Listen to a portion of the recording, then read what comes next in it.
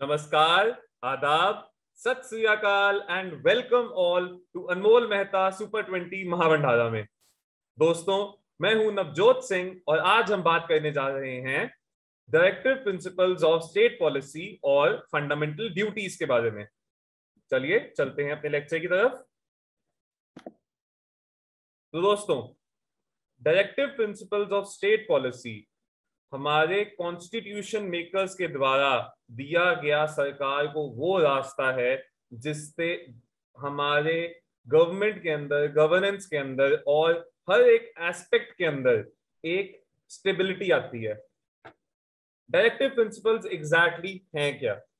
Directive principles वो कुछ set of principles हैं जिनके बेसिस पे अगर उनको इंप्लीमेंट किया जाए तो हमारी कंट्री उस जगह तक पहुंच सकती है जहां पे हम पहुंचाना चाहते हैं, जिन उपलब्धियों पे, जिन डेवलपमेंट के एजेंडास पे, एक वेलफेयर स्टेट जो बनाना चाहते हैं।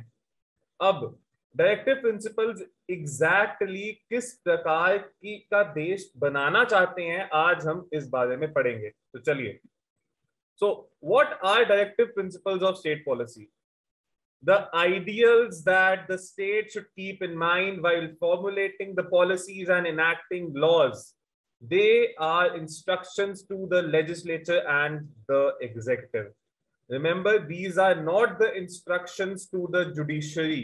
Judiciary के लिए ये instructions नहीं हैं, ये basically सिर्फ और सिर्फ एग्जीक्यूटिव और लेजिस्लेचर के लिए ही एक डायरेक्शंस दी गई हैं, कुछ प्रिंसिपल्स दिए गए हैं, कुछ सेट ऑफ आइडियल्स, सिद्धांत दिए गए हैं जिनके ऊपर चलने को सबसे ज्यादा महत्वता दी गई है।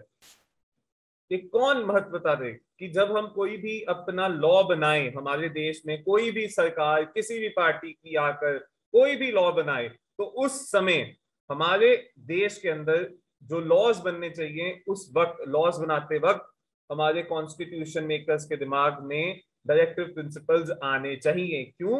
उसका हम आगे देखते हैं।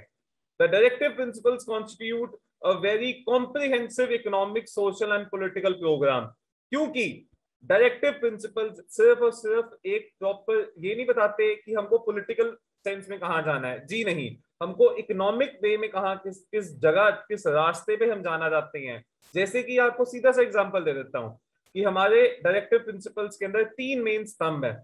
उन तीनों में से 2 हमको इकोनॉमिकली किस जगह पहुंचाना चाहते हैं वो भी आते हैं, जैसे कि गांधीयन प्रिंसिपल्स, कि श्री महात्मा गांधी जी के जो सिद्धांत थे, जो उन्होंने सोचे हुए थे कि जब हमारा देश आजाद हो जाएगा तो किस तरह से सब लोगों को साथ लेते हुए किस तरह से देश की आर्थिक व्यवस्था में भी काम आएगा, सिर्फ और सिर्फ सरकार की व्यवस्था में नहीं कि किस तरह सरकार चलेगी, देश की आर्थिक व्यवस्था, दैट इज इकोनॉमिक पॉलिसी किस तरह चलनी चाहिए, किस चीज के को लेके हमको एम करना चाहिए, वो इन डायरेक्टिव प्रिंसिपल्स में बताया गया।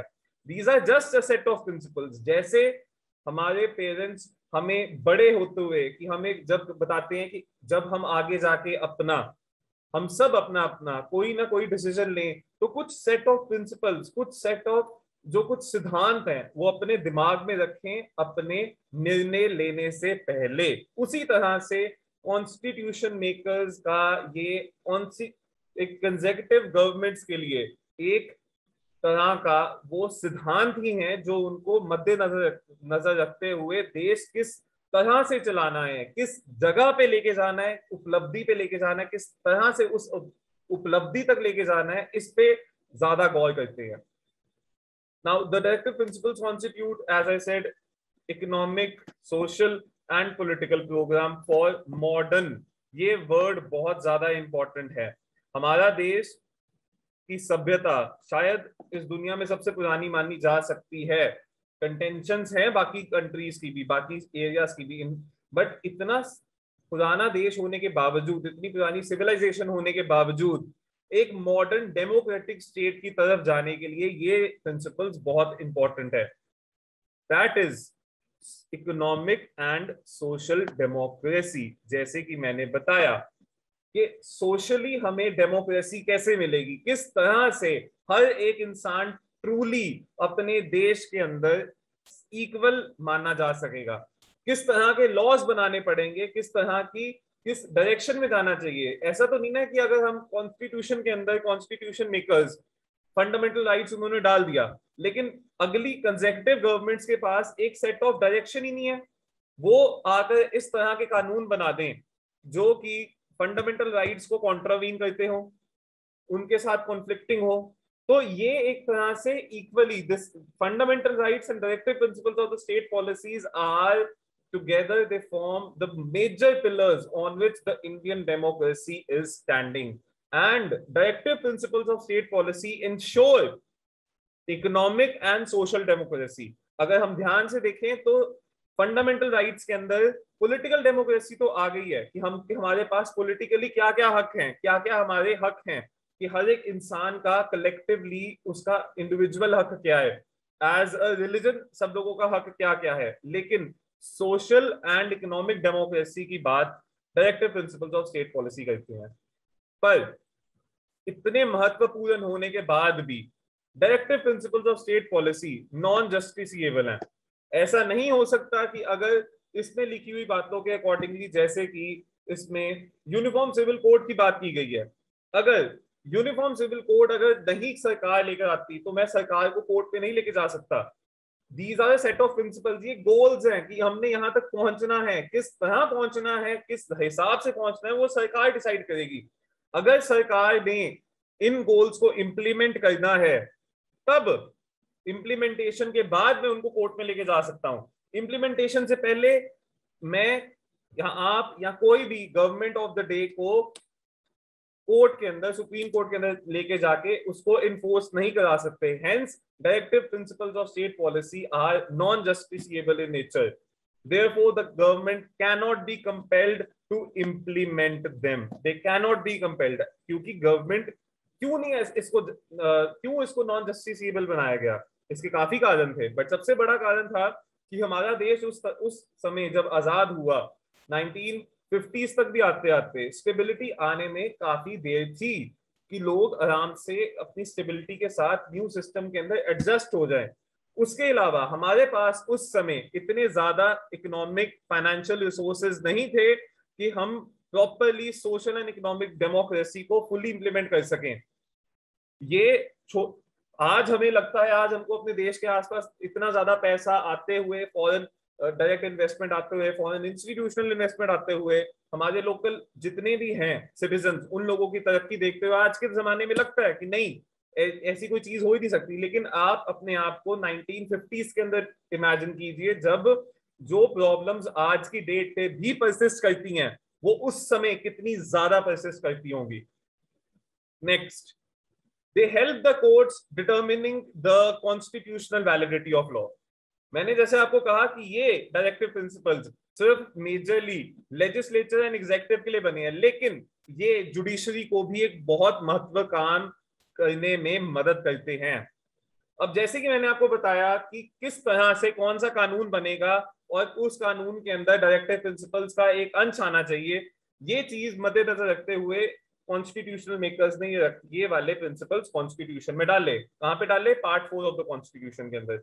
लेकिन जब डाले तब उनके दिमाग में आया कि कंसेक्यूटिव गवर्नमेंट्स जब आएंगी वो इस चीज को इंप्लीमेंट करेंगी। अगर कंसेक्यूटिव गवर्नमेंट्स इस चीज को इंप्लीमेंट करने से कंप्लीटली दूर रखती हैं तब क्या होता है? अगर जैसे कि इनके कॉन्ट्राडिक्टरी कोई लॉ आ गया जो कि हमारा गोल नहीं है, अब कुछ लॉ आ गए जिसके अंदर हमको कोई ना कोई वो फंडामेंटल राइट्स के साथ तो कॉन्ट्रावीन इंटर कर रहे हैं, कॉन्फ्लिक्ट में हैं, लेकिन डायरेक्टिव प्रिंसिपल्स को काफी अच्छी तरह इंप्लीमेंट कर रहा है वो वाला लॉ, तब जुडिशियल रिव्यू, जैसे कि मैंने पिछले लेक्चर में बताया, जुडिशियल रिव्यू जो कि सुप्रीम कोर्ट के पास अथॉरिटी है, जो पार्लियामेंट सॉरी जो कॉन्स्टिट्यूशनल मेकर्स ने सुप्रीम कोर्ट को बिस्टाउ की है under article 13 of the Indian constitution, उसके थ्रू जब उसको इंटरप्रेट कर रहे होंगे, और करते करते ऐसा बहुत बार हो चुका है, ऐसी जजमेंट्स भी आई हैं जो आगे जाके हम उसके बारे में इसी लेक्चर में आगे पढ़ेंगे, लेकिन उन लॉस को लेजिटिमाइज करने के लिए supreme court, honourable supreme court ने directive principles of state policy को नोटिस किया, उसको नोटिस करके अच्छी तरह अंडरस्टैंड करके उसको बताया कि वो लॉ, कोई भी एबीसी लॉ, उस डायरेक्टिव प्रिंसिपल को इंप्लीमेंट कर रहा है, hence it helps in determining. तो उस हिसाब से उन्होंने उस लॉ को कॉन्स्टिट्यूशनली वैलिड बना दिया। ये एक एग्जांपल था, लेकिन आप खुद समझ गए होंगे कि किस तरह से directive principle of state policy courts को हेल्प करती हैं constitutional validity of a law, या कॉन्स्टिट्यूशनल वैलिडिटी है कि नहीं है, ये हेल्प करने में, अंडरस्टैंडिंग में, डायरेक्टली नहीं कि हम अगर जैसे कि आप कोई बुक पढ़ रहे हैं, बुक पढ़ते पढ़ते आपको एक कॉन्फ्लिक्ट आ जाता है, कॉन्फ्लिक्ट ऑफ इंटरेस्ट आ जाता है या डिलेमा आ जाता है कि क्या करना चाहिए इन दोनों में से, ठीक क्या है गलत क्या है। अब उस ठीक या गलत को समझने के लिए डायरेक्टिव प्रिंसिपल्स को पढ़ लें, उसका एक एसेंस, उसका जो अंश है डायरेक्टिव प्रिंसिपल्स का, वो इम्बाइब कर लें, तो हम एक बेटर सेंस ऑफ जजमेंट दे सकते हैं going forward. The framers of the Constitution borrowed the idea from the Irish Constitution of 1937, which had indeed copied the idea from Spanish Constitution. हमने कहां से कौन कौन सा आइडिया लिया वो तो बात अलग है, लेकिन हमने majorly directive principle of state policy को आयरिश कॉन्स्टिट्यूशन से ही बॉरो किया है। ये क्वेश्चन अगर आए तो सीधा सीधा इसका यही आंसर है, स्पेनिश कॉन्स्टिट्यूशन मत कीजिएगा। अगर स्पेसिफिकली क्वेश्चन आए कि हाँ origin of directive principles of state policy का हमने कहां से कॉपी किया, हमने आयरलैंड से, आयरलैंड ने स्पेन से। More over directive principle of state policy सारा का सारा वो आइडिया सिर्फ आयरलैंड से नहीं लिया गया, उसको हमारे गवर्नमेंट ऑफ इंडिया एक्ट 1935 के अंदर एक स्पेसिफिक एरिया था जिसको कहते थे इंस्ट्रूमेंट्स ऑफ इंस्ट्रक्शंस। अब ये इंस्ट्रूमेंट्स ऑफ इंस्ट्रक्शंस क्या था? ये इंस्ट्रूमेंट्स ऑफ इंस्ट्रक्शंस जो कि ब्रिटिश पार्लियामेंट ने ये लॉ पास किया, उसके अंदर उन्होंने एक सेट ऑफ प्रिंसिपल्स दे दिए थे कि अलग अलग स्टेट्स के गवर्नर या गवर्नर जनरल ऑफ इंडिया किस बेसिस पे किस तरह का लॉ बनाएंगे, किस एरिया में जाएंगे, किस डायरेक्शन में जाएंगे। See even they wanted to give the governors of their time a sense of direction in which they wanted the laws to be made. Law क्या बनेगा क्या नहीं बनेगा वो तो गवर्नर या फिर जो government of the day decide करेगी, proper debate deliberation I hope उसके साथ। लेकिन ये चीज बहुत ज्यादा पर्टिनेंट है कि थोड़ा सा इसका अंश हम लोगों ने रिजेम्बलेंस इसकी इंस्ट्रूमेंट ऑफ इंस्ट्रक्शन से भी है, जो कि गवर्नमेंट ऑफ इंडिया एक्ट 1935 में था। Directive principles of state policy का हमने काफी कॉम्प्रिहेंसिवली डिस्कस किया कि किस जगह से किस काम के लिए आता है, लेकिन इसकी सिग्निफिकेंस क्या है। जैसे कि मैंने इस लेक्चर के स्टार्टिंग में बताया कि सबसे बड़ी सिग्निफिकेंस है stability, continuity in domestic and foreign policies. अब आप सब लोग समझिए कि अगर next government of the day आकर ऐसा कोई लॉ बना दे जो अगर हम सब एक डायरेक्शन में जा रहे हैं, समझ लीजिए कि पिछली से आजादी से लेके अभी तक की सब गवर्नमेंट्स का दिमाग के अंदर एक ही चीज थी कि हमने एक सोशलिस्टिक, चलो सोशलिस्टिक भी छोड़िए, कि हमने गांधी जी के जितने भी एसेंस था, उनकी प्रिंसिपल्स थे जो उन्होंने दिए थे कि किस तरह भारत देश की उपलब्धि हो सकती है जिसके अंदर सब जातियों, सब धर्मों और सब लोगों की विलेज लेवल से ही उपलब्धि शुरू होगी, कि वो लोग विलेज लेवल पे प्रॉपरली काम करेंगे, ऐसे बढ़ते बढ़ते आगे जाएंगे। अब इस डायरेक्शन में सभी गवर्नमेंट्स ऑफ द डे ने काम किया है, be it the first Jawaharlal Nehru government और be it this Modi government, सभी लोगों ने यूनिडायरेक्शनल काम किया है। अब अगर डायरेक्टिव प्रिंसिपल ऑफ स्टेट ना होते तो कोई एकदम से अगर राइट या लेफ्ट टर्न ले ले, जो कि गांधी जी की आइडियोलॉजीज जो कि which are quite relevant even today, उनके रेलेवेंस, उनके आइडियाज, उनके authorities, there is a reason why is called the father of the nation, क्योंकि वो आइडियाज आज भी कामयाब हैं। The sense of non-violence is still significant today. In the similar manner, जो उनके principles थे कि bottom up approach, वो आज तक they are considered the best way to go ahead while taking everyone along. Stability and continuity लाते हैं। Number second, they are supplementary to fundamental rights. जैसे कि मैंने बताया कि फंडामेंटल राइट्स मोस्टली हमें पॉलिटिकल राइट्स देते हैं, पॉलिटिकल डेमोक्रेसी की तरफ लेके जाते हैं, लेकिन directive principles of state policy social democracy and economic democracy की बात करती हैं. They provide economic and social rights, but ये प्रॉपरली, जैसा मैं याद दिला दूं, ये जस्टिसिएबल नहीं है. ये गवर्नमेंट ऑफ द डे आराम आराम से जैसे जैसे फंड्स, जैसे जैसे वक्त, जैसे जैसे एमिकेबल एक प्रॉपर सोल्यूशन आता जाता है कि किस तरह से सोशल एंड इकोनॉमिक राइट्स को इंप्लीमेंट किया जाएगा, वैसे वैसे होता रहता है. It's a evolving process. Third, their implementation creates a favorable atmosphere for full and proper enjoyment of fundamental rights. That is, जैसे कि मैं बार बार कहता हूं, political democracy without economic democracy has no meaning whatsoever. No meaning. Now, there is political democracy. Fundamental rights ने हमें अधिकार दे दिए, लेकिन अगर मेरे पास पैसे ही नहीं हैं, अगर सारे के सारे रिसोर्सेज सिंगल हैंड्स में ही हैं, और हमारा स्टेट के अंदर प्रॉपर सब लोगों को इक्वल अपॉर्चुनिटी ना मिल पाए किसी तरह से, किसी वजह से, तो क्या फायदा. इकोनॉमिकली अगर सारे रिसोर्सेज सिंगुलर हैंड्स के अंदर हैं और सब लोग भूखे बैठे हुए हैं, तो ऐसी पॉलिटिकल डेमोक्रेसी का फायदा ही क्या है. हेंस इस सिचुएशन के अंदर directive principles of state policy बहुत ज्यादा कामयाब हैं, जो कि वो वैक्यूम जो बना हुआ है कि अकेला पॉलिटिकल राइट्स देने का, सोशल एंड इकोनॉमिक राइट्स का ना देने का, वो वैक्यूम को कंप्लीट करता है, उस वैक्यूम को खत्म कर देता है. क्या चीज? Directive principle of state policy, DPSPs. In short, अब से मैं डीपीएसपीज बोलूंगा, मेरे को आदत है लंबा लंबा बोलने की, कोई बात नहीं, तो आगे चलते हैं. They are served as useful beacon lights to the courts. They have helped the courts exercising power of judicial review, that is the power to determine the constitutional validity of law. ये हमने पिछले वाले page पे भी discuss किया कि किस तरह से वो एक लॉ कॉन्स्टिट्यूशनली वैलिड है या नॉन वैलिड है, क्या वो कॉन्स्टिट्यूशन के अकॉर्डिंगली, कॉन्स्टिट्यूशन के आइडियाज के अकॉर्डिंगली, क्या इन सिंपल आजकल केशवानंद भारती के केस के बाद, उसके बाद अगर हम कहें तो क्या एक पर्टिकुलर लॉ बेसिक स्ट्रक्चर या बेसिक फीचर को इन्फ्लुएंस तो नहीं करता, इस चीज के ऊपर है. The directive principles of state policy amplify the preamble. How do they amplify the preamble? अब preamble में एक set of goals को नहीं दिए हुए हैं, लेकिन set of principles दिए हुए हैं कि हम we the people of India having solemnly resolved to secular, social, democratic republic and so on. दिया हुआ है, properly दिया हुआ है. To ensure justice, equality, fraternity, integrity and unity of India. ये सब के सब हमको गोल्स भी दिए हुए, पर्टिकुलरली उन प्रिंसिपल्स दिए हुए हैं, इंश्योर किया हुआ है कि हम कहां तक पहुंचना चाहते हैं, उन आवाजों को एम्पलीफाई करते हैं, थोड़ा डिटेल में बताते हैं कि हम किस जगह कहां जाना चाहते हैं. Next one, they serve as a crucial test of performance. They serve as a crucial test for the performance of the government.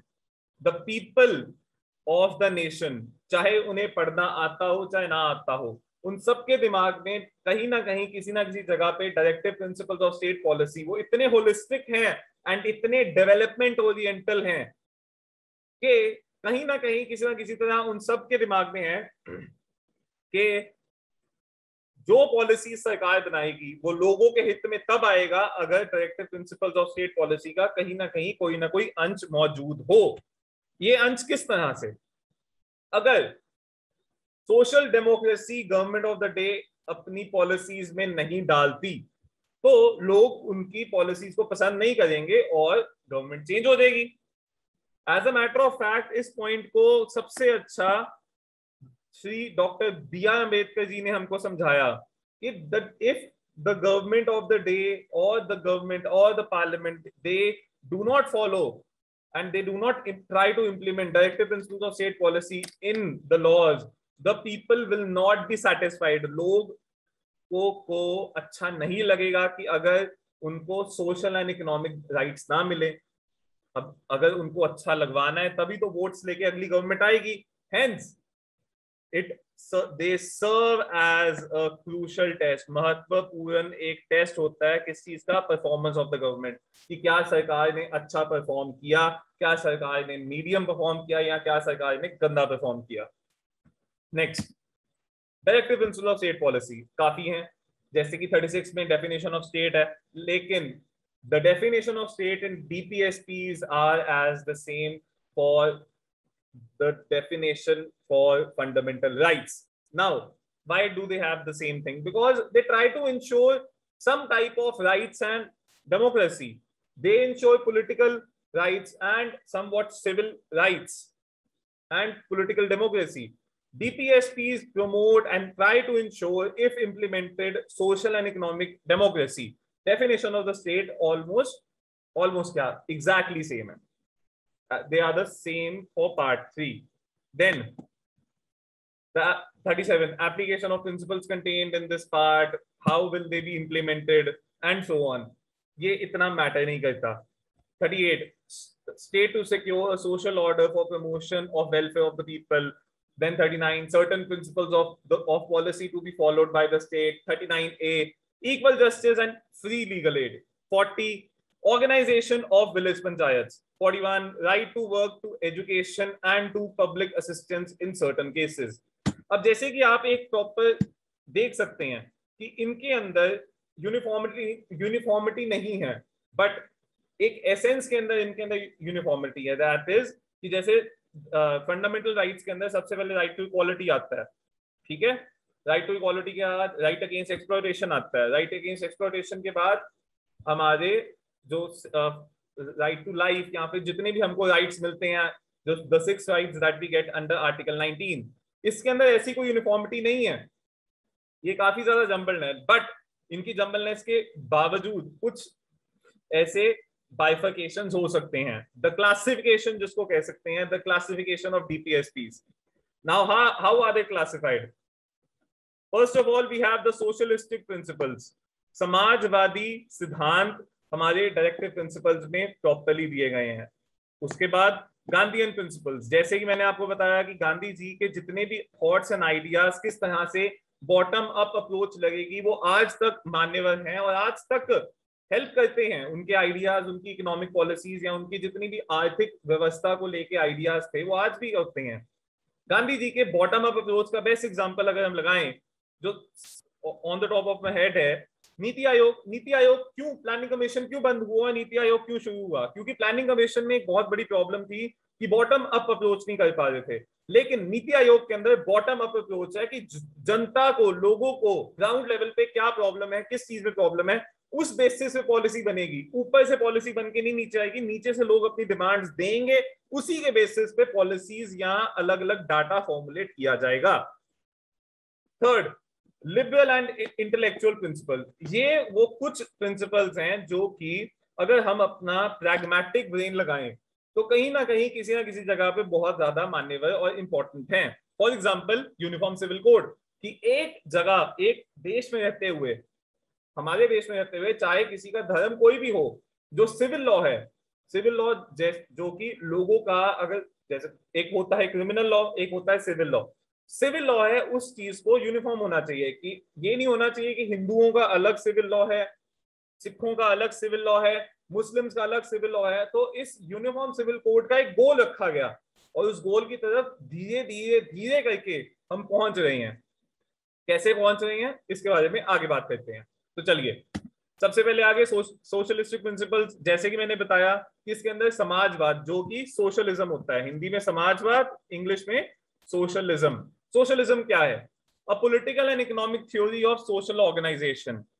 एक पॉलिटिकल और अर्थव्यवस्था वाली थ्योरी, किस चीज के लिए? सोशल सोसाइटी के ऑर्गेनाइजेशन के लिए. Which advocates the means of production and distribution, जो कि प्रॉपरली बताती है कि मीन्स ऑफ प्रोडक्शन जो होते हैं, कि सामान, कोई भी इस समाज के अंदर कोई भी चीज बने, वो चीज किस तरह से डिस्ट्रीब्यूट हो और उसके बाद उसका पैसा किस तरह से बंटे और कौन बनाए. ये सब चीजों के बारे में बात करते हैं. लेकिन कौन बनाए? समाज, सारा का सारा. Owned and regulated by the community as a whole. ये बहुत ज्यादा जरूरी है.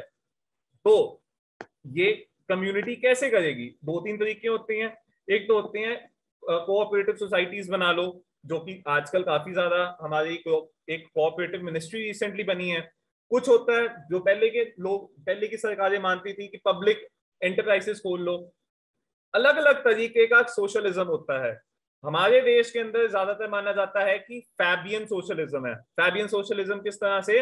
कि एक तरह से मिक्स्ड इकोनॉमी हो जाए, मिक्स्ड इकोनॉमी के साथ इतना ज्यादा कट्टरवाद ना रहे सोशलिज्म का कि बस नहीं प्राइवेट प्लेयर्स को बढ़ने ही नहीं देना, प्राइवेट प्लेयर्स का खात्मा कर देना, ऐसा कुछ नहीं है। क्योंकि प्राइवेट प्लेयर्स बहुत इंपॉर्टेंट होते हैं and private entrepreneurship that is private ownership बहुत ज्यादा इंपॉर्टेंट होती है एक देश के अंदर एक इनोवेशन का आइडियोलॉजी बनाने के लिए, इनोवेशन का एनवायरनमेंट बनाने के लिए इंडिविजुअल ओनरशिप, प्राइवेट ओनरशिप बहुत ज्यादा जरूरी है। Going further, now they lay down the framework of democratic socialistic state, जनता के थ्रू सोशलिज्म लेकर आने वाला, प्रजातंत्र के थ्रू नहीं, सॉरी, प्रजातंत्र राजतंत्र के थ्रू, दैट इज मोनार्की, एक किसी मोनार्की या ऑटोक्रेसी के अकॉर्डिंगली सोशलिज्म लेकर आने की बात नहीं करते हम, जैसे कि नाजी जर्मनी में हुआ या फिर फॉर्मर सोवियत यूनियन में सोशलिज्म लाने की बात करते हैं। हमारा सोशलिज्म कंप्लीटली डिफरेंट है, हमारा डेमोक्रेटिक सोशलिज्म है, जो कि अगर हिंदी में कहें तो प्रजातांत्रिक समाजवाद के बारे में इन सोशलिस्टिक प्रिंसिपल्स में बात की गई है। नेक्स्ट, जैसे कि मैं आपको बता रहा था, democratic socialism is a political philosophy supporting political democracy within a socially owned economy with a particular emphasis on economic democracy, workplace democracy and worker self-engagement within a market socialist economy। बहुत बड़ी बड़ी बातें हैं, आसान भाषा में simple सी बात है कि प्रजातांत्रिक समाजवाद लेकर आने की बात की गई है, जहां पे स्पेशल एम्फेसिस है इकोनॉमी के ऊपर, ये इकोनॉमी के ऊपर के देश की अर्थव्यवस्था किस तरह से चलेगी उस चीज पे बस स्पेशल फोकस है, नहीं तो डेमोक्रेसी ही डेमोक्रेसी है। आगे चलते हैं। अब सोशलिस्टिक प्रिंसिपल्स हमारे कौन कौन से हैं? Article 38, article 39, article 39A, article 41, article 42, article 43, article 43A and article 47।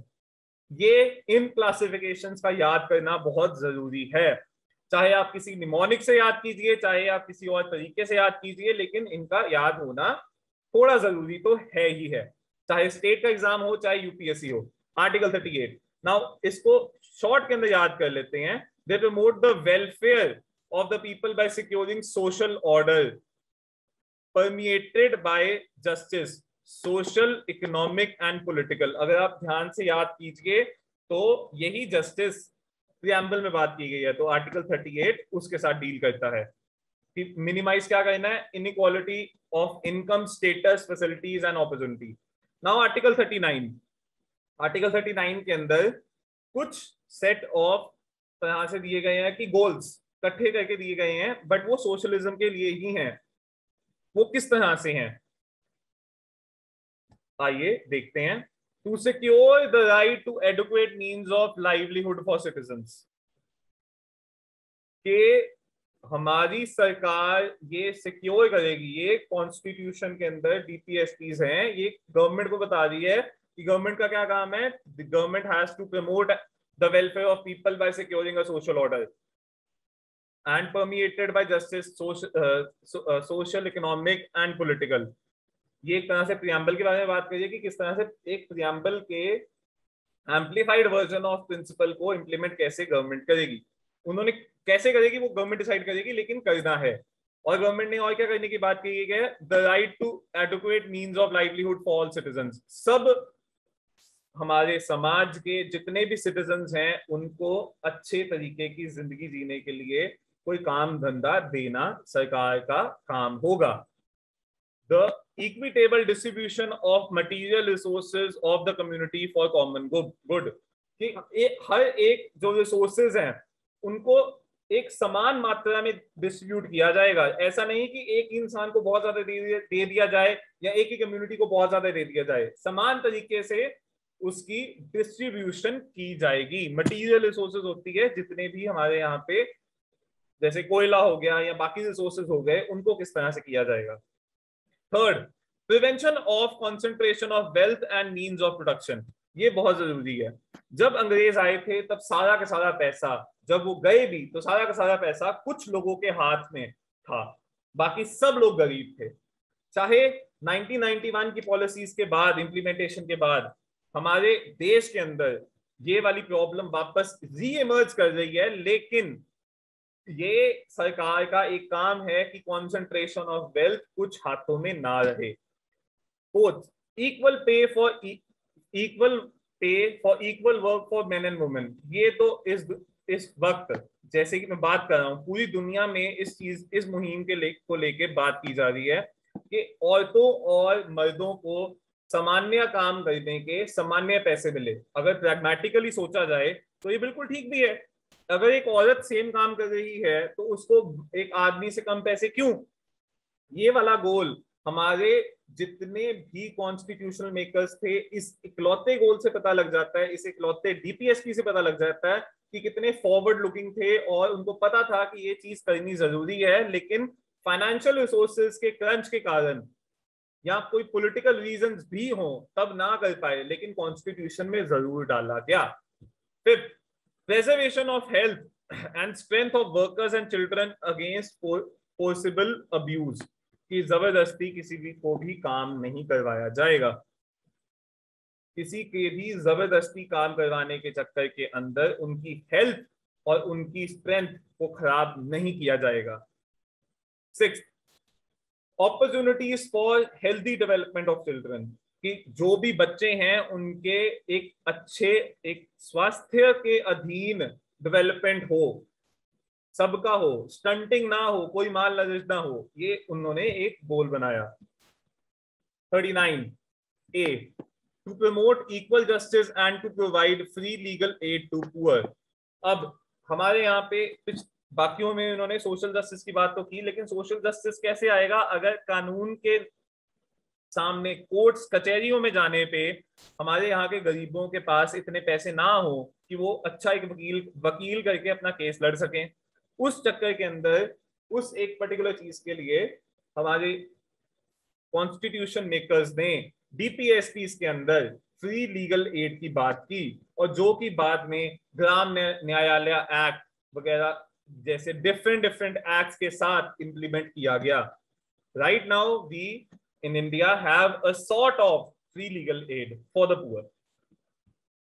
Article 41, to secure the right to work, to education and to public assistance in cases of unemployment, old age, sickness and disablement, कि अगर कोई इंसान किसी ना किसी कारण वजह से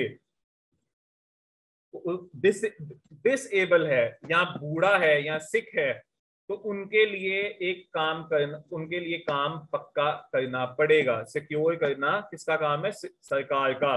जैसे कि अब हमारे यहाँ पे चाहे बड़े से बड़ा एग्जाम क्यों है, जो भी थोड़ा फिजिकली डिसेबल्ड होते हैं उनके लिए स्पेशल रिजर्वेशंस भी रखी जाती हैं, और पब्लिक को असिस्टेंस किया जाता है कि वो ऐसे जितने भी अनलकी ऐसे लोग हैं जो उतने खुशकिस्मत नहीं है कि उनके लिम्स, उनकी बॉडी कंप्लीट हो किसी भी वजह से, उनको प्रॉपर असिस्टेंस देने की इस वाले आर्टिकल में बात की गई है। Then article 42, to make provision for just and humane conditions of work and maternity relief, कि जितना भी काम हो, जैसे अगर ये ऐसा ना हो कि अगर कोई एम्प्लॉयर अगर किसी एम्प्लॉय से काम करवाए तो वो इनह्यूमन कंडीशंस में काम हो। इनह्यूमन मतलब कि कोई मानव अधिकार वहां पे उसको हो ही ना, सांस तक जहां पे अच्छी तरह ना ले सके वहां पे काम करने को भेज दे, बीमारियां उसको आने वाले जीवन काल में लग जाए वहां पे भेज दे। अब ये सब चीजें रेगुलेट और प्रोविजन कौन बनाएगा? गवर्नमेंट बनाएगी, और ये ताकत गवर्नमेंट को डीपीएसपी के थ्रू मिलती है। To make provisions for just मतलब कि जस्टिस प्रॉपर होनी चाहिए एंड ह्यूमेन इंसानी कंडीशंस होनी चाहिए। प्लस इसी डीपीएसपी के अंदर मैटरनिटी रिलीफ की बात की गई है कि जब एक औरत कोई भी काम करती हो, किसी के साथ भी एम्प्लॉयड हो, उसे मैटरनिटी लीव या मैटरनिटी रिलीफ मिलना चाहिए कि मां बनने पर थोड़ी देर के लिए अपने बच्चे के साथ बिताने के लिए कुछ स्पेशल प्रोविजन मिलने चाहिए। ये किसने इंश्योर करना है? ये गवर्नमेंट ने। और इस डीपीएसपी से ताकत लेते हुए maternity relief act government of the day ने पास किया है जस्ट रिसेंटली एज वेल। पहले भी पास था, अब उसके अंदर कुछ इनहैंसिंग प्रोविजंस ऐड की गई हैं। Article 43, to secure the living wage, a decent standard of life and social and cultural opportunities for workers, कि वेज तो उन्हें मिलनी ही चाहिए। ये सोशलिज्म का एक प्राइमरी है, ये एक इसका फेस है ये वाला आर्टिकल, कि किस तरह से मिलना चाहिए उनको। एक लिविंग वेज मिलनी चाहिए, एक डिसेंट स्टैंडर्ड ऑफ लाइफ मिलना चाहिए, कि ऐसा ना हो कि 15-15 घंटे काम कराएं और 100 रुपए रख दे 15 घंटे का। ऐसा नहीं हो सकता। गवर्नमेंट ने इंश्योर करना है कि मिनिमम वेज सभी को मिले ही मिले। आर्टिकल 43 है, to take steps to secure that participation of workers in the management of industries। ऐसा ना हो कि इंडस्ट्रीज की सारी भाग दौड़ कुछ कैपिटलिस्ट के हाथ में ही हो। सरकार को ये इंश्योर करना होगा आज नहीं तो कल, कभी ना कभी, कि मैनेजमेंट के अंदर जो मैनेजमेंट डिसीजंस लेता है उसके अंदर वर्कर्स का भी से हो, उनका भी बात कही जाए, मानी जाए। Then Article 47, to raise the level of nutrition and the standard of living of people and to improve public health। ये आजकल के जमाने में होने वाला सबसे ज्यादा इंपॉर्टेंट मैं कहूंगा डायरेक्टिव प्रिंसिपल है आर्टिकल 47। क्यों? एक हमारे यहाँ पे बीमारियां इतनी ज्यादा कैसे आ पाती हैं? हमारे यहाँ पे इतने ज्यादा बच्चे स्टंटेड मतलब छोटे क्यों रह जाते हैं? उनकी प्रॉपर डेवलपमेंट क्यों नहीं हो पाती? अब इन सब चीजों को काउंटर करने के लिए ये वाला ये वाला प्रिंसिपल कॉन्स्टिट्यूशनल मेकर्स ने डीपीएसपी में डाला, ताकि गवर्नमेंट ऑफ द डे कभी ना कभी, उन्होंने किया भी, काफी ज्यादा काम किया गया लेकिन काफी ज्यादा काम पेंडिंग भी है। Hence the directive principle provide a source of power and a direction in this to end stunting, to end malnourishment for the government of the day। Gandhian principles की, गांधी जी की जो आइडियोलॉजी थी, जैसे कि मैं बता रहा था कि बॉटम अप अप्रोच या बाकी सब चीजों को मद्देनजर रखते हुए,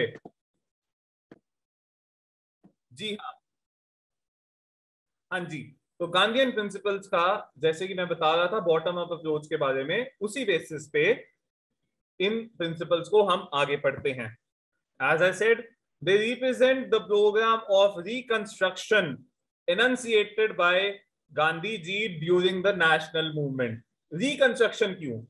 ये सिर्फ अब कोई हिडन फैक्ट तो है नहीं कि किस तरह से ब्रिटिश ने या बाकी यूरोपियन कंट्रीज ने कोशिश की, लेकिन सक्सीड ब्रिटिश ने किया कि उन्होंने ड्रेन ऑफ वेल्थ की, इंडिया की वेल्थ को ड्रेन करते हुए, हमारे रिसोर्सेज को खत्म करते हुए, हमारे एग्जिस्टिंग इकोनॉमिक सिस्टम को खत्म करते हुए, उन्होंने सारा का सारा पैसा अपने देश के यहाँ पे ट्रांसफर किया। यहाँ से local industries, local traders, artisans का खात्मा किया।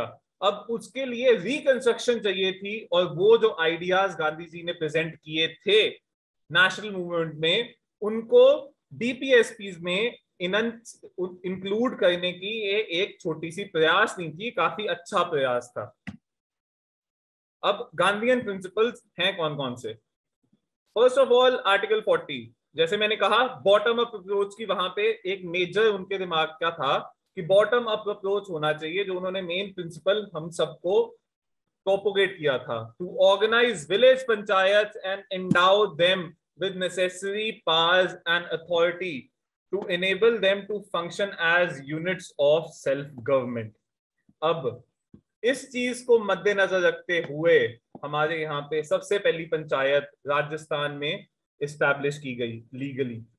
उसके बाद ग्रेजुअली चलते चलते चलते 73rd and 74th constitutional amendment द्वारा, 73rd कॉन्स्टिट्यूशनल अमेंडमेंट ने दिया panchayati system, panchayati raj system, and then 74th constitutional amendment के अंदर बोला गया म्युनिसिपैलिटीज एंड लोकल गवर्नमेंट के बारे में। सो ये वाला इसी एक पर्टिकुलर प्रिंसिपल से, डीपीएसपी से पावर लेते हुए, एक सेंस ऑफ डायरेक्शन लेते हुए, धीरे धीरे करते करते उस एक स्टेप का जेनिथ पहुंचा 1992 के अंदर, कि to organise village panchayat and endow them with necessary powers and authority to enable them to function as units of self government. Then comes article 43, to promote cottage industries on an individual or corporation basis in rural areas. उन्होंने khadi industry की बात की गई, इसी चीज के पीछे हमारे यहाँ पे एक खादी इंडस्ट्री, खादी की इंडस्ट्री प्रॉपरली सेट की गई ग्रेजुअली ओवर द इयर्स, और इस चीज ये आजकल काफी ज्यादा चल भी रही है, काफी ज्यादा अच्छे प्रोडक्ट्स भी होते हैं। बट कॉटेज इंडस्ट्री क्या, कि जो छोटे छोटे गांवों के अंदर अलग अलग व्यापारी तो चलो ठीक है, लेकिन जो जो कारीगर बैठे हैं वो किसी ना किसी तरह से कुछ ना कुछ कपड़ा, या कोई कपड़ा बनाते हैं या कोई भी क्रॉकरी बनाते हैं, कुछ भी, उस चीज के लिए उनके लिए कॉटेज इंडस्ट्री बननी चाहिए। बड़े बड़े इंडस्ट्रियल पार्क्स की बात नहीं करते थे गांधी जी। गांधी जी ने बात की थी कि छोटे छोटे लेवल पे छोटी छोटी इंडस्ट्रीज हर एक विलेज लेवल पे बननी चाहिए, चाहे वो इंडिविजुअल हो, चाहे एक इंडिविजुअल बेसिस पे एक इंडस्ट्री बने या कोऑपरेटिव बेसिस पे बने। इसका best example khadi, second example Amul.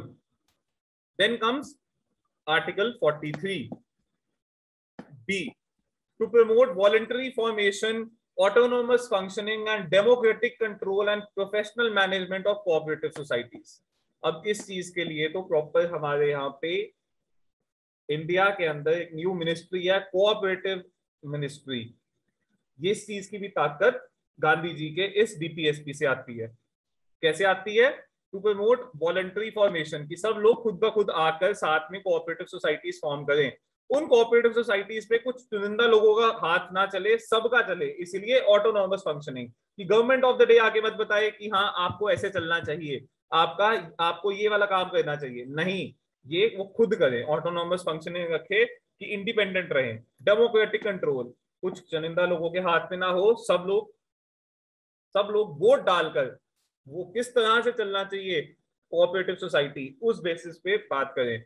Professional management, की ऐसा भी ना हो कि सब लोगों ने वोट तो डाल दिया लेकिन काम उस कोऑपरेटिव सोसाइटी का बहुत ही अनप्रोफेशनल मैनर में हो रहा है, क्योंकि अगर उनको एक प्रॉपर कंपटीशन रखना है या उस कंपटीशन के अंदर सक्सीड करना है तो प्रोफेशनलिज्म बहुत ज्यादा जरूरी है। Article 46, to promote the educational and economic interests of scheduled castes, scheduled tribes and other weaker sections of the society to protect them from social injustice and exploitation. अब इस चीज के लिए ऑलरेडी प्रोविजंस दिए गए थे फंडामेंटल राइट्स में, लेकिन डीपीएसपीज में भी डाला गया ताकि the government of the day इस डायरेक्शन में चलती रहे कि एजुकेशनल एंड इकोनॉमिक इंटरेस्ट जो कि scheduled caste and scheduled tribes या कोई भी और weaker section of the society है, उनकी प्रमोशन होती रहनी चाहिए। क्यों? क्योंकि एजुकेशन के साथ ही वो अपने आप को उस साइकिल से निकाल पाएंगे जो कि from thousands of years they have been forced to live in that system. From thousands of years they have been forced to live in that manner, इस सिस्टम को निकालने के लिए। Then comes Article 47, to prohibit the consumption of intoxicating drinks and drugs which are injurious to health. NDPS Act जो राजीव गांधी जी लेकर आए थे, उसका ताकत यहीं से आती है। अब एक इंटॉक्सिकेटिंग ड्रिंक्स के अंदर, इसीलिए हमारे प्यारे जो स्टेट है गुजरात, वो एक कंप्लीटली अल्कोहल फ्री स्टेट बनाने की कोशिश की गई है। Going forward, article 48, to prohibit the slaughter of cows and calves and other milch and draught cattle and to improve their breeds. Gandhi ji had this in mind that the slaughter of cows, की गौ हत्या या फिर उनके बछड़ों की जो हत्या है या किसी भी तरह की हत्या ठीक नहीं है। He was a devout vegetarian and hence he thought that nirvana is a different thing, but we need to keep our body in a cleansed manner. Hence he promoted vegetarianism and did not ask people to, he did not completely ban it. He tried to promote vegetarianism through a proper channel and means, जैसे कि आजकल अपना साध गुरु जी करते हैं। And he also talks about to improve the breeds of cattle. See, cattle की breeds अगर अच्छी रहेंगी तो मिल्क प्रोडक्शन अच्छी रहेगी, और अगर मिल्क प्रोडक्शन अच्छी रही तो देश के अंदर अच्छी सेहत बनती रहेगी। आगे, liberal and intellectual principles. These principles include in this category represent the ideology of liberalism. Liberalism क्या है? Liberalism है is a political and moral philosophy based on liberty, consent of the governed and equality of law. Liberty होती है आजादी, ये एक आजादी से प्रेरित, कि आजादी से प्रेरित जितने भी इंटेलिजेंट लोग हैं वो किस तरह के प्रिंसिपल रखेंगे। ये बेसिकली बात करेंगे साइंस की, ये बात करेंगे रैशनलिज्म की, ये बात करेंगे प्रैग्मेटिज्म की, कि धार्मिक पागलपंथी के साथ तो कोई देश नहीं चल सकता। अफगानिस्तान की हालत देख लीजिए, जो इस टाइम पे तालिबान वहां पे रूल करने आ रही है, चाहे जितना मर्जी वो कहते कि हाँ जी इस्लाम के नाम पे करेंगे या ये करेंगे वो करेंगे, अगर एक प्रैग्मेटिक वे ऑफ गवर्नमेंट नहीं बनाएंगे वो भी, तो वो भी कभी ना कभी स्टेट कभी चल ही नहीं पाएगा और इंटरनल रिबेलियन होता रहेगा। इसीलिए लिबरल इंटेलेक्चुअल प्रिंसिपल्स इतने ज्यादा इंपॉर्टेंट है। एक सोसाइटी एक रिलीजन फैनेटिज्म के अकॉर्डिंगली नहीं चलनी चाहिए, एक सोसाइटी चलनी चाहिए साइंटिफिक टेम्पर के अकॉर्डिंगली, और ये सब चाहे कोई पढ़ा लिखा हो चाहे कोई अनपढ़ हो, ये सब कॉन्स्टिट्यूशन के अंदर कॉन्स्टिट्यूशनल जो मेकर्स हैं उन्होंने इस चीज को डालने की कोशिश की थी। अब आगे चलते हैं, ये कौन कौन से हैं, जैसे कि मैंने कहा uniform civil code article 44, UCC, आजकल इसके ऊपर डिबेट भी वापस स्टार्ट हो चुकी है कि क्यों ये इंपॉर्टेंट है। Then Article 45 to provide early childhood care and education for all children until they complete the age of 6 years. ये भी बहुत ज्यादा इंपॉर्टेंट है, क्योंकि हमारे यहाँ पे 6 to 14 years के एजुकेशन, प्राइमरी एजुकेशन तो आरटी, हाँ, एक फंडामेंटल राइट है जो कि right to education bill, right to education act के द्वारा प्रमोट भी नहीं हो रही, प्रॉपरली इंप्लीमेंट की जा रही है। लेकिन चाइल्डहुड, अर्ली चाइल्डहुड के से लेके 6 इयर्स तक क्या होगा बच्चों का, 6 इयर्स तक उनको एक बेसिक कॉग्निटिव अंडरस्टैंडिंग तो होनी चाहिए। तो इस चीज के लिए गवर्नमेंट ने बनाया है आंगनबाड़ी सिस्टम, आंगनबाड़ी सिस्टम इसीलिए बनाया गया। Then comes article 48 to organise agriculture and animal husbandry on modern and scientific lines, कि जैसे कि गांधी जी ने भी जो बात की कि जितनी भी ब्रीड है उसको, उसकी ब्रीड्स को बेटर करने की कोशिश की जाएगी। एग्रीकल्चर हमारे देश की लाइफलाइन है आज भी, आज भी कोविड के टाइम पे भी जब हमारे यहाँ पे सभी इंडस्ट्रीज बंद पड़ी थी, एग्रीकल्चरल की डेवलपमेंट होती रही, उसकी सबसे अच्छी डेवलपमेंट मानी गई। लेकिन अगर हम अपने पुराने तरीकों से एग्रीकल्चर को करते रहेंगे, एग्रीकल्चर प्रैक्टिसेस रखेंगे, तो प्रॉब्लम्स आती रहेंगी। चाहे मॉडर्न एग्रीकल्चरल प्रैक्टिसेस के साथ भी इश्यूज आ रहे हैं, लेकिन एग्रीकल्चर प्रैक्टिसेस एक फॉरएवर इवॉल्विंग होना चाहिए, कि जो बेस्ट चीज मानी जाएगी प्रोडक्शन के लिए, जो बेस्ट चीज मानी जाएगी लैंड के लिए, जो बेस्ट चीज मानी जाएगी सब पॉपुलेशन के लिए, उन्हीं एग्रीकल्चर प्रैक्टिसेस को अपनाना चाहिए। ये एक तरह से रैशनल बात कर रहे हैं। Then article 48A to protect and improve the environment and to safeguard forest and wildlife. अगर हर एक, हम साइंस हम सब पढ़ रहे हैं, साइंस के accordingly every individual, not necessarily human but every individual species in the environment, they represent and they carry out a very necessary act in the local ecosystem. They are essential to it, कि कोई भी प्रजाति हो, उस प्रजाति का एक particular set of काम है उस एक पर्टिकुलर इकोसिस्टम के अंदर, वो स्पेशलाइजेशन है। हम इसको फूड साइकिल भी कह सकते हैं। लेकिन अब जैसे कि हनी बीज को बहुत इंपॉर्टेंट माना जाता है कि अगर हनी बीज की पॉपुलेशन धरती में से खत्म हो जाए तो उसके कुछ चंद सालों बाद ही सभी की सभी मानव जाति भी खत्म हो जाएगी। इसीलिए हम, हमारे लिए बहुत इंपॉर्टेंट है कि हम अपने रिसोर्सेज को इस तरह से यूज करें ताकि एनवायरनमेंट और फॉरेस्ट बचा रहे और वाइल्ड लाइफ भी सेव्ड रहे।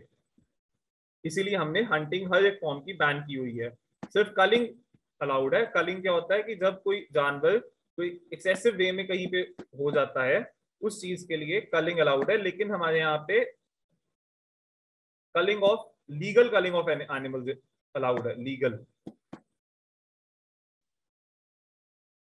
इसीलिए हमारे यहाँ पे वो नहीं allowed, hunting. Going ahead, animals क्यों इंपॉर्टेंट है आजकल तो सब लोग ही जानते हैं, एनवायरमेंट क्यों इंपॉर्टेंट है, एनवायरमेंटल प्रैक्टिसेस क्यों इंपॉर्टेंट है।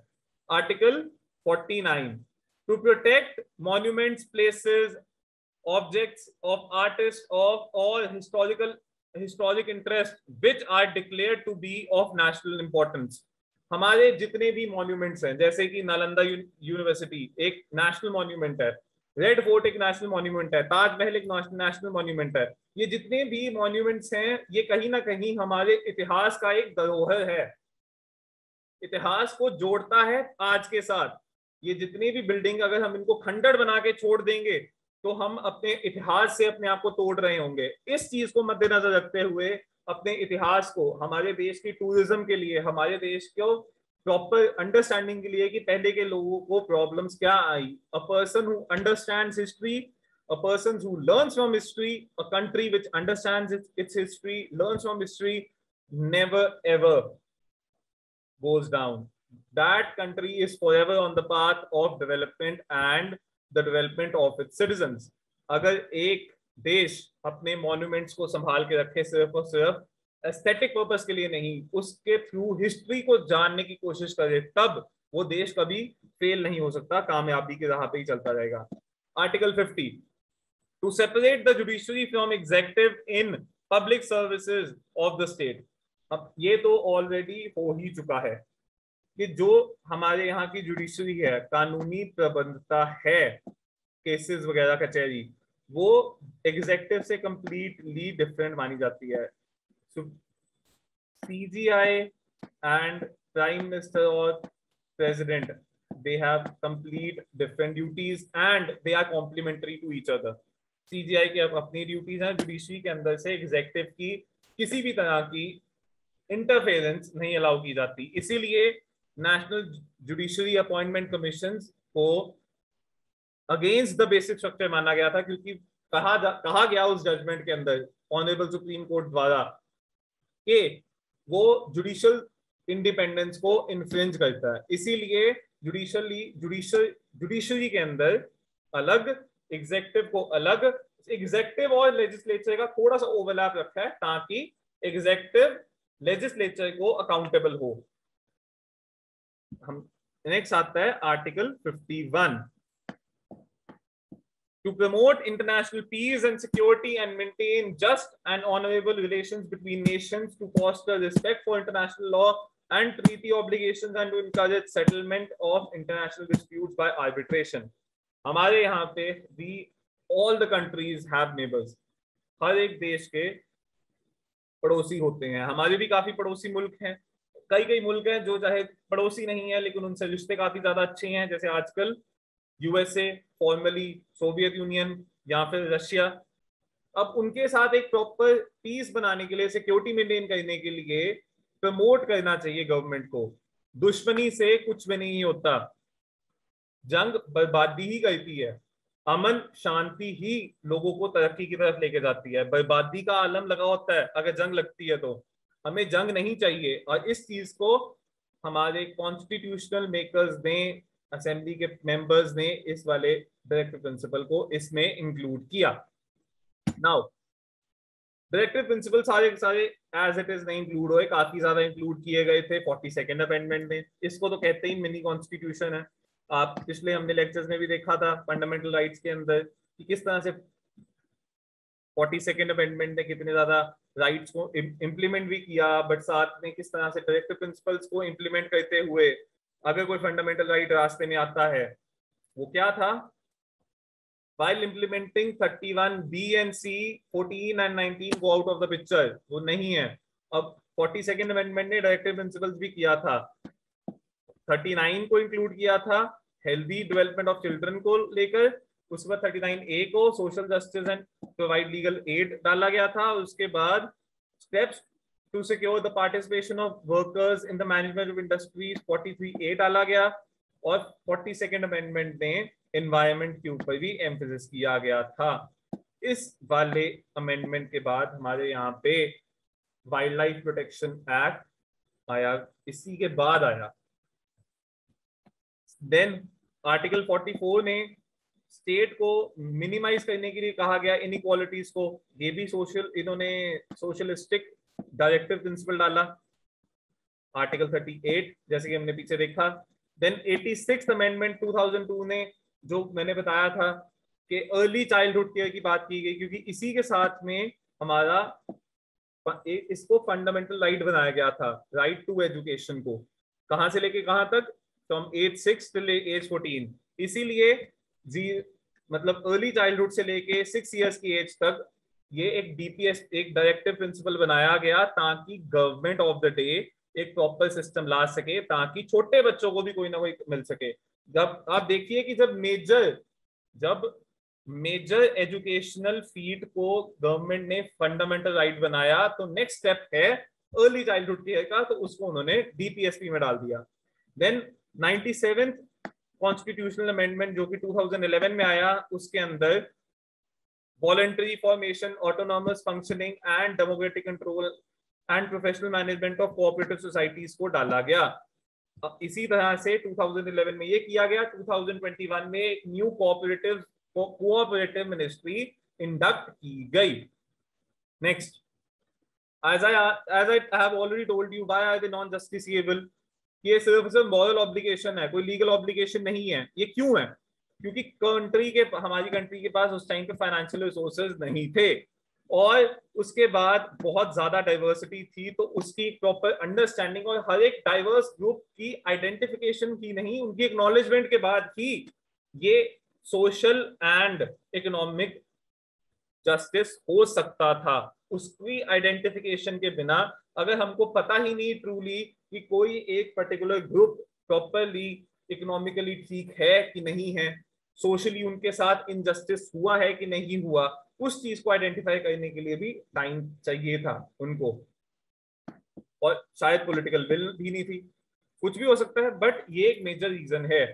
Then the third one, the newly born independent Indian state with its many preoccupations might have crushed under the burden unless it was free to decide the order and time and place and the mode of fulfilling them। जैसे कि मैंने बताया कि बिल्कुल नया देश था हमारा, फाइनेंशियल रिसोर्सेज नहीं थे, आइडेंटिफिकेशन नहीं थी, बट इसके साथ में अगर हम अपने ऊपर इतनी रिस्पॉन्सिबिलिटी डाल देते, तो कोई भी लॉ किसी भी तरह का प्रॉपरली इंप्लीमेंट ना हो पाता।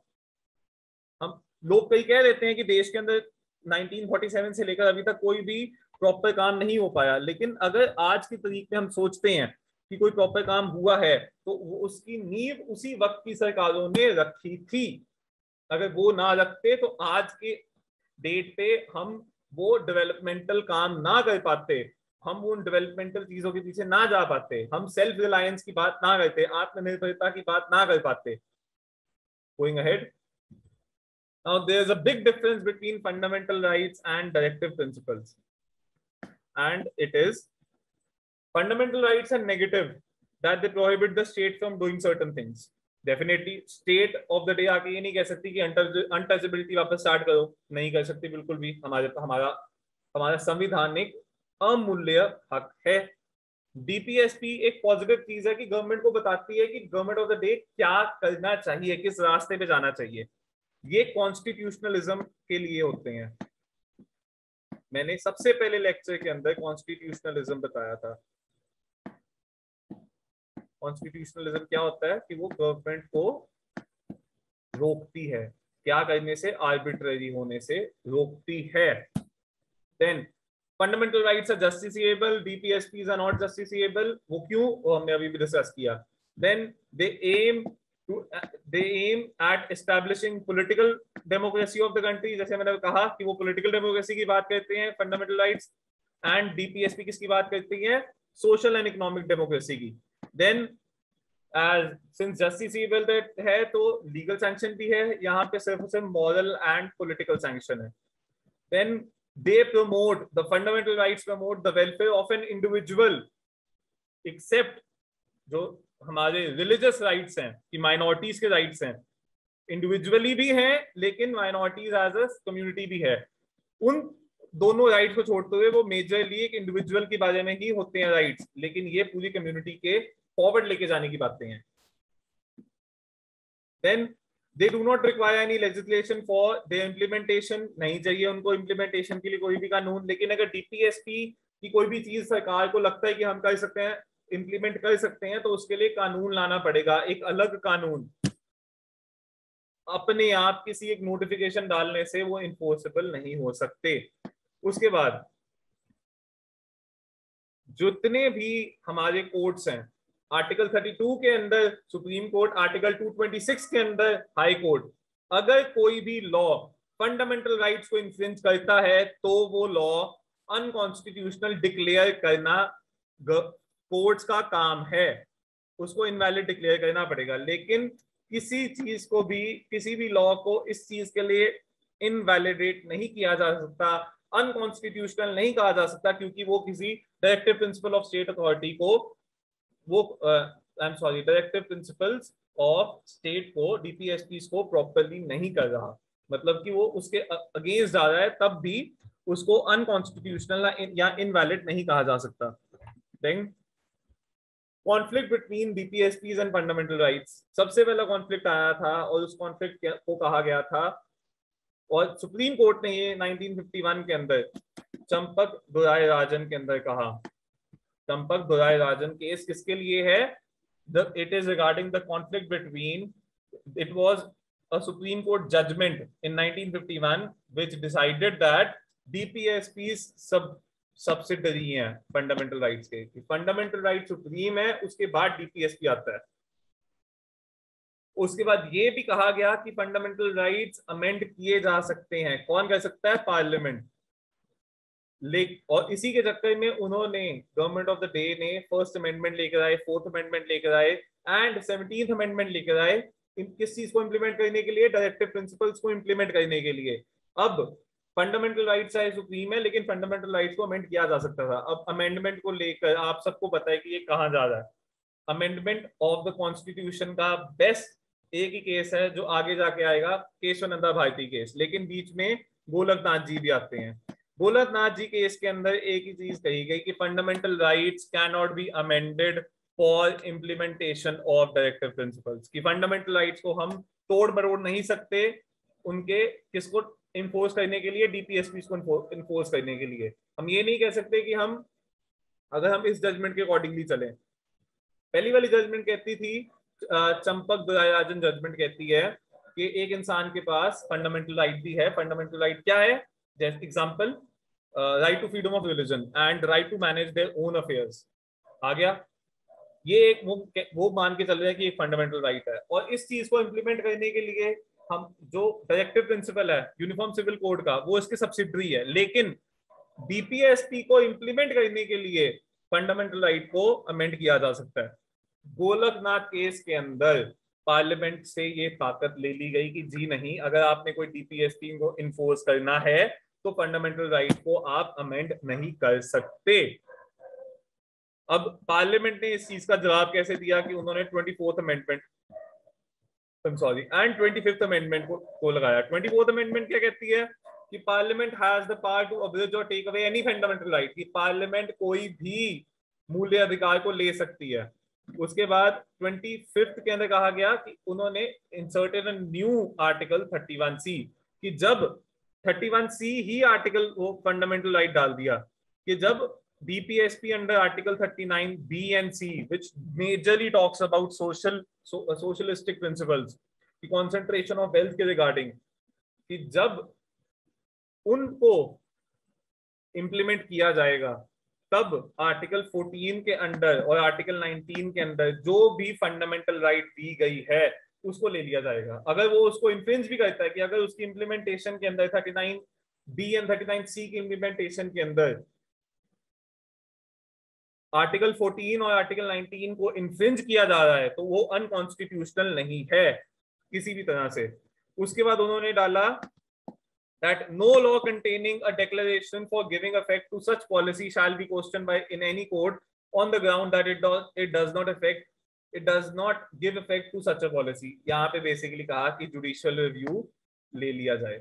ये पहला उन्होंने कहा कि जब, क्योंकि गोलकनाथ केस के अंदर सुप्रीम कोर्ट ने पार्लियामेंट से यह हक ले लिया था, तो इस चक्कर के अंदर उन्होंने ये प्रॉपरली अमेंडमेंट पास की 25th अमेंडमेंट के अंदर आर्टिकल 31C डाला कि जब article 39B and 39C implement हो रहे हो या उसके रिगार्डिंग कोई भी पॉलिसी आए तो article 14 and article 19 go out of the picture. Okay, plus article 31। अब तो आर्टिकल 31 है ही नहीं, राइट टू प्रॉपर्टी है ही नहीं। देन फाइनली जैसे मैंने आपको कहा था जी, अगर फंडामेंटल राइट्स और किसी भी चीज का अमेंडमेंट ऑफ द कॉन्स्टिट्यूशन का कोई भी केस है तो फाइनली किसकी जजमेंट मानी, फाइनली कौन सी जजमेंट पे हम आते हैं, केशवानंद भारती केस की जजमेंट पे। सुप्रीम कोर्ट ने इस वाली प्रोविजन को वैलिड कहा, इस वाली प्रोविजन को वैलिड कहते हुए कहा कि जुडिशियल रिव्यू पर इसको सिर्फ और सिर्फ एक हो कि ये हाँ जी, जब आप article 39B and article 39C को इंप्लीमेंट करोगे तब 1931-14 किसी भी पिक्चर में नहीं आएगा, वो आप बेझिझक इंप्लीमेंट करें। लेकिन जुडिशियल रिव्यू की जो पावर है उसको मेंटेन किया, मतलब कि इसको नहीं मानना। आर्टिकल 31C के सेकंड पॉइंट को केशवानंद भारती केस के अंदर उन्होंने इनवैलिड करार दे दिया। देन अब ये केशवानंद भारती केस 1972 या आई एम सॉरी 1972 की या 3 की बात है। उसके बाद आता है 42nd अमेंडमेंट। उसके अंदर उन्होंने क्या कहा कि आर्टिकल 31C के अंदर सिर्फ और सिर्फ implementation of 39B and 39C की ना बात होगी, कॉन्सेंट्रेशन ऑफ वेल्थ की नहीं। सभी डीपीएसपीज की इंप्लीमेंटेशन के टाइम पे कोई भी फंडामेंटल राइट को अब्रिज किया जा सकता है, या 14 एंड 19 को तो डेफिनेटली अब्रिज किया जा सकता है।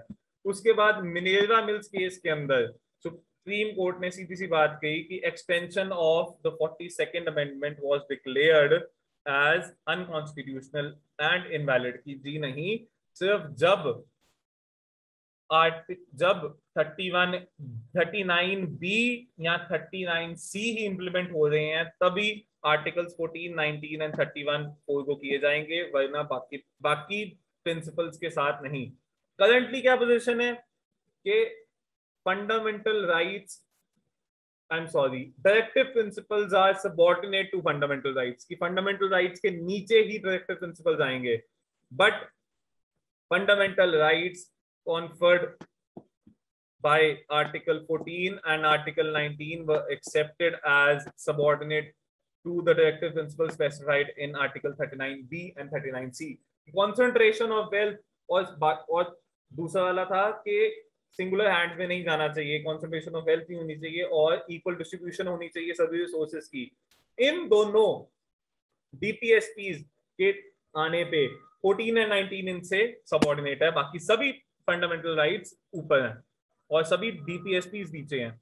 Article 31 that is the right to property was abolished by the 44th Amendment Act 1978. As I said, implementation of the DPSPs में क्या क्या हो चुका है, हमारे यहाँ पे लैंड रिफॉर्म्स आ चुके हैं। उसके बाद लेबर की उसके लिए इंटरेस्ट के लिए गवर्नमेंट ने तो चाइल्ड लेबर भी बैन कर दी। उसके बाद प्लानिंग कमीशन बनाया गया जैसे कि मैंने कहा था, और बॉटम अप अप्रोच के लिए नीति आयोग गांधीयन प्रिंसिपल को कहते हुए मैटरनिटी बेनिफिट एक्ट 1961 किया गया, इक्वल रेम्यूनरेशन की equal pay for equal work को डाला गया। वाइल्ड लाइफ प्रोटेक्शन एक्ट 1972 उसके बाद आया, फॉरेस्ट कंजर्वेशन एक्ट 1980 इसके बाद आया, एंड 2019 के अंदर lower sections of the society की अकेले एससी एसटीज ही नहीं, जो इकोनॉमिकली वीकर सेक्शन भी है उनके लिए 10% रिजर्वेशन लाई गई। उसकी ताकत कहां से आई? वो ताकत भी फंडामेंटल राइट्स और डीपीएसपी से भी ली गई। बट हमें ये चीज याद रखनी है कि सब के सब not all DPSPs have been fully implemented, fully implement नहीं हुए। अब आते हैं फंडामेंटल ड्यूटीज के ऊपर। फंडामेंटल ड्यूटीज क्या हैं? जब हमारा कॉन्स्टिट्यूशन बन रहा था, हमारे कॉन्स्टिट्यूशन मेकर्स के अंदर से एक बहुत महान शख्सियत थे, वो थे प्रोफेसर केटी शाह। वो इंडिया के सोशलिज्म के मूवमेंट के एक पायनियर भी माने जाते हैं। प्रोफेसर केटी शाह ने तब रिकमेंडेशन दी थी कॉन्स्टिट्यूएंट असेंबली के अंदर कि हकों के साथ साथ हमारी सिटीजन्स की कोई ड्यूटी भी होनी चाहिए, that the duties and the rights should complement each other. लेकिन उस वक्त एक चीज लगी हमारे देश को कि अभी हमको ज्यादा कॉन्स्टिट्यूशन मेकर्स को ये लगा कि इंटेग्रिटी की तरफ ज्यादा जाना चाहिए, कि लोगों के पास, लोगों के ऊपर अगर ड्यूटीज अभी के अभी डाल देंगे तो शायद उनको घुटन महसूस होए। They should taste the true taste, they should taste the true form of liberty. एक आजादी का असल फॉर्म उन्हें पहले महसूस होना चाहिए, कि बाद में ड्यूटीज क्या है वो बाद में भी आ सकती हैं या नहीं आ सकती, वो आने वाली गवर्नमेंट्स पे डिपेंड करता है। ये उन्होंने कर दिया था। फंडामेंटल ड्यूटीज क्या है? These are the set of duties, actions which are deemed necessary for the citizens to perform for the nation। कि एक देश के नागरिकों के लिए बहुत इंपॉर्टेंट है ये ड्यूटीज को करना। किस लिए? ताकि देश एक अच्छे तरीके से डेवलप हो सके, तरक्की कर सके, और सभी सिटीजन्स एक रिस्पॉन्सिबल वे में जिए, एक रिस्पॉन्सिबली अपने देश को अपना मानकर ये वाली ड्यूटीज करें। Now rights and duties are completely correlative, they are complementary। कि जहां पे ड्यूटीज, जहां पे राइट्स हैं कई सिटीजन्स का, वहां पे साथ साथ में कॉम्प्लीमेंट्री ड्यूटीज भी हैं। कि अगर हम अकेले अपने राइट्स को एंजॉय करते रहेंगे तो जो ड्यूटीज उनके साथ हैं तो वो तो ड्रेन हो जाएगा, हमारी कंट्री का पूल ड्यूटीज भी हैं। किस तरह से ड्रेन होगा? कि राइट्स को एंजॉय करते करते अगर हम कहते हैं कि अगर हम फंडामेंटल ड्यूटी एक बहुत इंपॉर्टेंट होती है एजुकेशन को लेके, कि पेरेंट्स को ये सजेशन दिया गया है कि वो अपने बच्चों को, ये पेरेंट्स की ड्यूटी है कि बच्चों को स्कूल तक लेकर आए। गवर्नमेंट ऑफ द डे ने राइट टू एजुकेशन बना दिया, राइट टू एजुकेशन एक्ट दिया गया कि हर बच्चे एलिमेंट्री एजुकेशन तक पहुंचाना है। लेकिन अगर पेरेंट अपने बच्चों को स्कूल तक ही नहीं लेके जाएंगे फिर वो कैसे होगा? एलिमेंट्री एजुकेशन हमारे यहाँ पे कैसे होगी हर एक बच्चे की? Every kid, how will every kid be educated? The parents need to take that kid to the school, hence the need for fundamental duty. But ये नॉन जस्टिसिएबल है। ऐसा नहीं है कि अगर मैं अपनी फंडामेंटल ड्यूटी नहीं करता तो उसके ऊपर मुझे सजा दी जाएगी। नेशनल सिंबल्स और नेशनल एंथम को अगर मैं डिसग्रेस करता हूं किसी ना किसी तरह से तो उसकी सजा है, वरना बाकी किस फंडामेंटल ड्यूटी की वो मेरे को सजा देंगे कि आपने अपना एक्शन नहीं किया तो आपको सजा है? कुछ देशों में है, जैसे कि आई थिंक ऑस्ट्रेलिया के अंदर it is a fundamental duty to go and vote. अगर वो वोट ना दें तो उनको फाइन पड़ता है। बट हमारे यहाँ पे ऐसा कोई भी नहीं है। हमारे यहाँ पे दे आर नॉन जस्टिसिएबल, कि फंडामेंटल ड्यूटी आपके अधिकार अगर आप ना करेंगे तो सरकार आपको कोर्ट में लेके जाके पनिशमेंट नहीं दे सकती। Then the original constitution contained only the fundamental rights. जैसे कि मैंने कहा कि प्रोफेसर केटी शाह ने सलाह दी, उन्होंने एक प्रपोजल करा, लेकिन उस प्रपोजल को एक्सेप्टेंस नहीं मिली। लेकिन बाद में फंडामेंटल ड्यूटीज को इनकॉर्पोरेट किया गया था।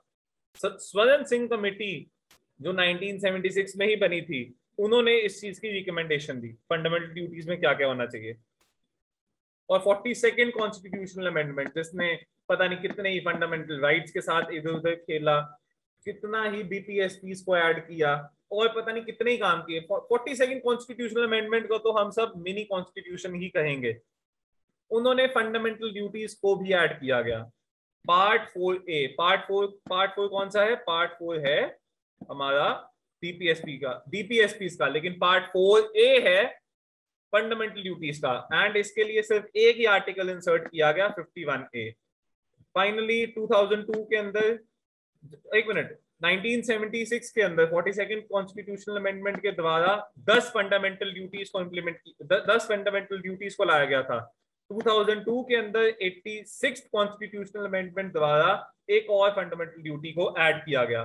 तो कितने हो गए टोटल फंडामेंटल ड्यूटी? 11।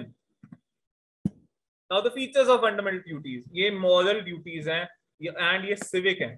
ठीक है, ये मॉरल ड्यूटीज हैं, सिविक ड्यूटीज है, ये लीगल ड्यूटीज नहीं है कि आपको करना ही करना है। They represent the values of Indian tradition, mythology, religions and practices, कि हमने किस तरह से अपने से बड़ों की इज्जत करनी है। या फिर एक साइंटिफिक टेम्पर की भी बात की गई है कि फंडामेंटल ड्यूटी है साइंटिफिक टेम्पर। साइंटिफिक टेम्पर होगा कि एक रैशनल वे ऑफ थिंकिंग हो, कि साइंटिफिकली हम सोचें, कि फैनेटिकली हम मत सोचें। और फंडामेंटल ड्यूटीज सिर्फ और सिर्फ सिटीजन्स के लिए है, फॉरेनर्स के लिए नहीं है। एंड एज ऑलवेज इस लेक्चर का जो प्राइमरीली एक टोन सेट है वो है कि जैसे कि डायरेक्टिव प्रिंसिपल्स नॉन जस्टिसिएबल है, फंडामेंटल ड्यूटीज भी नॉन जस्टिसिएबल है, लेकिन पार्लियामेंट इनको कभी भी इन्फोर्स कर सकती है, जैसे कि डायरेक्टिव प्रिंसिपल्स को इन्फोर्स कर सकती है।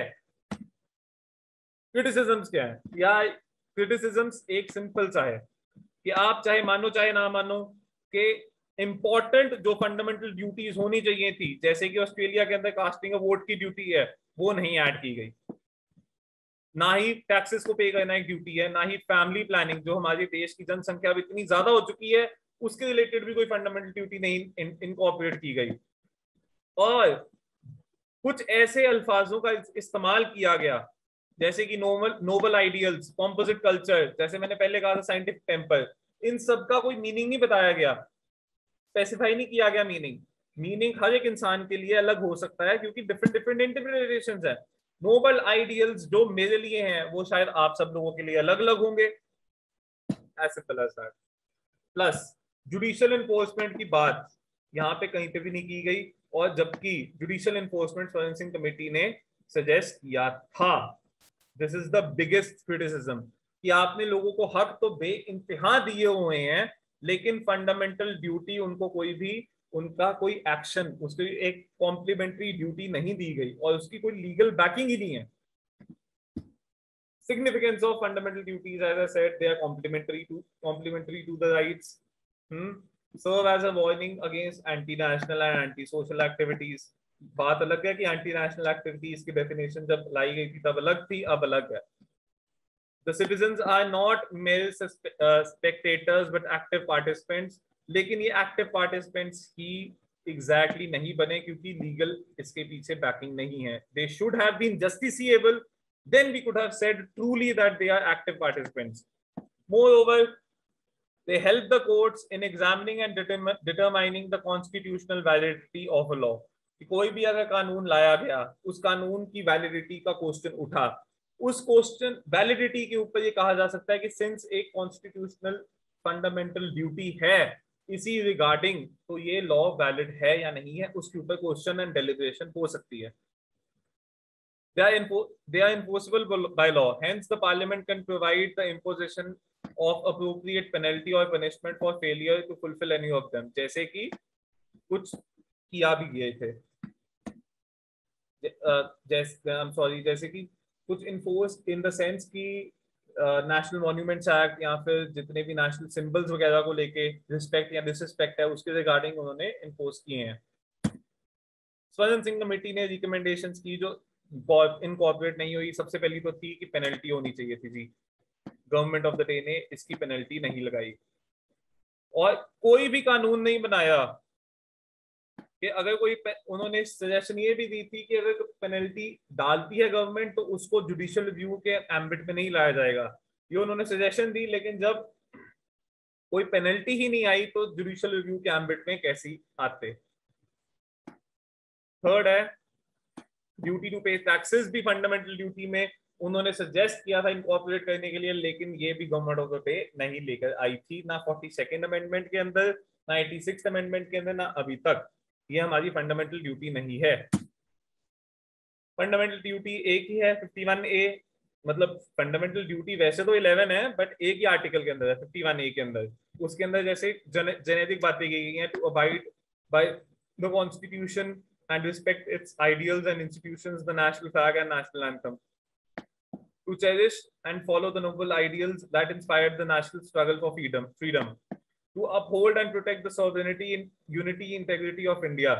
Fourth, to defend the country and render national service when called upon. ये बाद में गवर्नमेंट बना सकती है, गवर्नमेंट ने सगो इस चीज के ऊपर एक प्रॉपर लॉ भी बनाया हुआ है, जहाँ पे है पेनल्टी अगर हम अपने नेशनल सिंबल्स को, और जहां पे हम अपने नेशनल फ्लैग और नेशनल एंथम को डिसरिस्पेक्ट करेंगे।